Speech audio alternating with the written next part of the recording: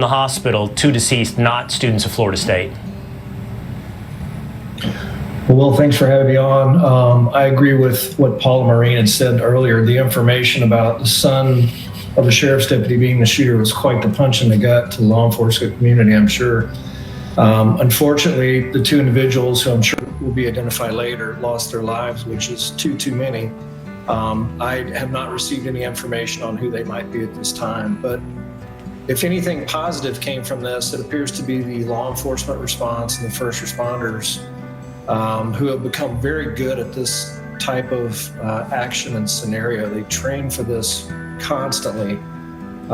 There was a formal training program established with the Texas State University, the FBI, and other law enforcement years ago called ALERT, which stands for Active Law Enforcement Rapid Response Training, which teaches law enforcement officers across the country how to respond in a uniform way.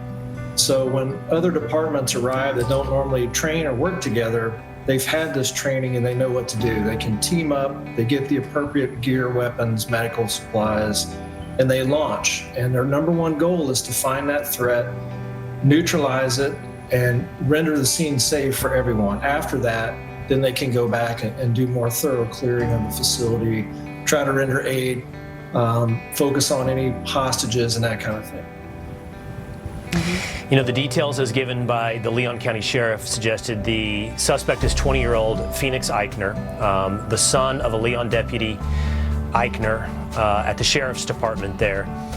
He said, Maureen, in his statement, this is tragic on more levels than any of you listening can possibly fathom.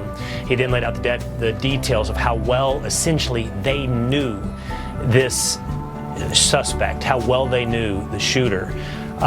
You heard the question, I think we all heard the question from someone in the audience of whether or not reports were true that the student had learning disabilities or was autistic. That was not confirmed. They did not know the details. But I can only imagine somewhere in here we can hint at and see the level of tragedy that he's talking about here as someone essentially from their community, if not a law enforcement officer, from their community is responsible. There are so many times, Will, when, let's say, a law enforcement officer even loses their weapon or gets their weapon stolen. They lose sleep. They can't even function with the worry of if someone does something nefarious with my weapon. It's just, to law enforcement, as Whit said, that's a punch in the gut. And we all think about that. We train to keep our weapons safe and make sure that they're not available to people that shouldn't have access to them, etc. Lock them up when they're not in use.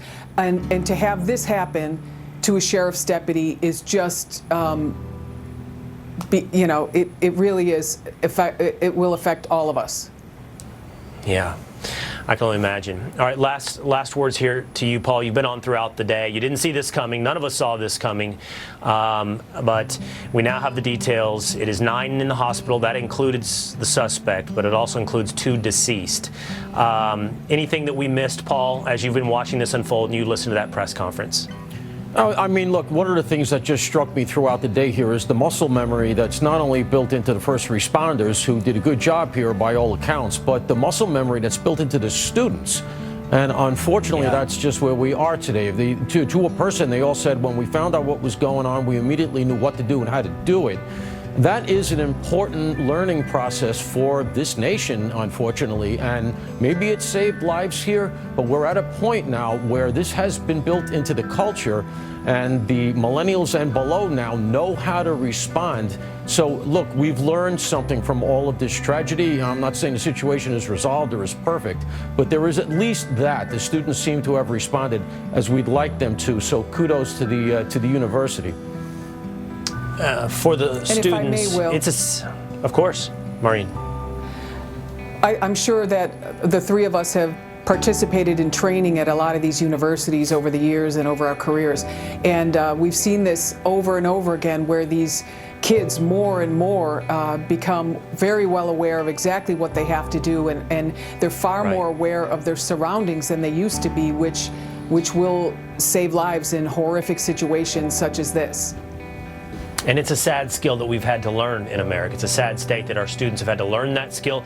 I hear you, Paul, though it does speak well of our law enforcement that they've responded so positively, as laid out by Paul Witt, our Marine. Thank you guys so much for joining us today. Thank you.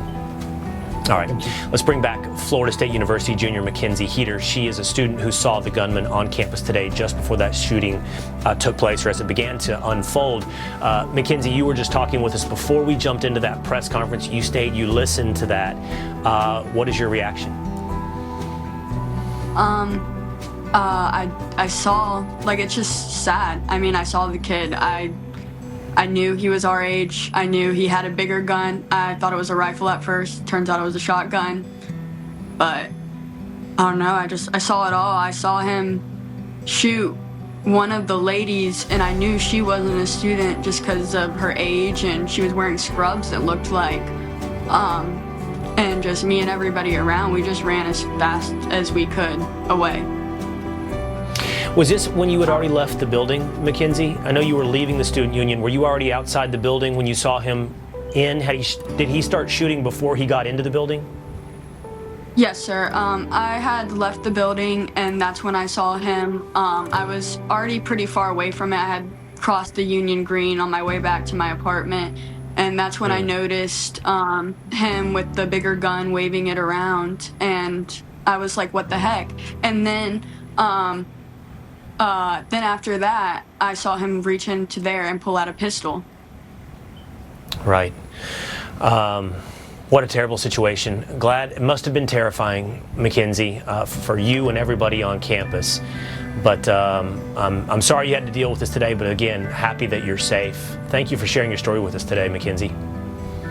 Thank you. All right, take care.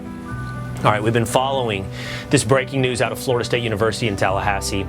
2 killed after a gunman opened fire on that campus, and police say those 2 victims are not students. The suspect is the son of a sheriff's deputy, and police say he used that deputy's handgun, not their service weapon, but a retired service weapon, to carry out that shooting. We're going to keep you up to date on the latest on this incident and much more in the news by staying with Fox News. Thank you for joining us, and The 5 is next.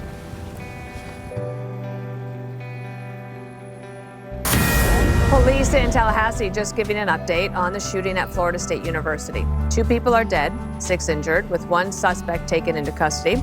Let's get to Steve Harrigan. He'll have a report. Hi, Steve. Yeah, we finally got the numbers from law enforcement. 2 people killed by this shooter, the shooting taking place just after noon on FSU campus, right in the center on a beautiful Thursday midday. 6 people wounded, and the shooter also wounded. The shooter, Phoenix Eichner, 20 years old. Police say he is not talking yet, giving no motive for the shooting, but in a real dramatic twist, they did reveal that he's the son of a veteran sheriff's deputy, a multi-year veteran who actually used a handgun, a personal handgun that belonged to his mother, a veteran deputy, in the shooting. He also took part in a number of sheriff's training programs. So this shooter, a 20-year-old, who was well known to the sheriff's community, used a gun owned by his mother. Here's what the sheriff had to say about this. He's a son of a Leon County Sheriff deputy. Our deputy Eichner, has been with the Leon County Sheriff's Office for over 18 years. She has a tremendous job that she's done. Her service to this community has been exceptional. Unfortunately, her son had access to one of her weapons, and that was one of the weapons that was found at the scene. The campus has now been secured, all the buildings cleared, and all events and classes canceled for the rest of the week. Dana, back to you. Steve Harrigan, thank you so much.